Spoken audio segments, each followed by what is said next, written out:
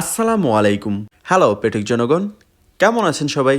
ছাত্র জীবন হইতো সবচাইতে সুখের জীবন যদি না থাকতো পরীক্ষা, আর শীতকাল হইতো সবচাইতে সুখের ঋতু যদি না থাকতো জ্বর সর্দি কাশি। এই শীতকালে ঠান্ডার অবস্থাটা এমন যে আমি একবার ধরলে কিন্তু তোমার পিছু ছাড়বো না। আর আপনি যতই সাবধানে থাকেন না কেন, কোন দিক দিয়ে যে আপনাকে ধরে ফেলবে আপনি টেরও পাবেন না। আর একবার ধরতে পারলেই কিন্তু ওই আর পিছু ছাড়বে না। ঠান্ডা লাগার সঙ্গে সঙ্গে প্রথম দু একটা দিন খাবারের রুচি খুব কমে যায়, পরে অবশ্য আস্তে আস্তে আবার রুচি ঠিকঠাকও হয়ে যায়, কিন্তু ঠান্ডা আর ঠিক হয় না। যাই হোক, ঠান্ডা লাগলেও আল্লাহ রহমতে এখনও আমার মুখের রুচি ঠিকঠাকই আছে, কারণ আমার প্রিয় খাবার হচ্ছে ভাত। আর ভাতের স্বাদ যেহেতু কখনো পাল্টায় না, তাই মুখের রুচি যেরকমই থাক, ভাত খেতে সবসময় একই রকম লাগবে।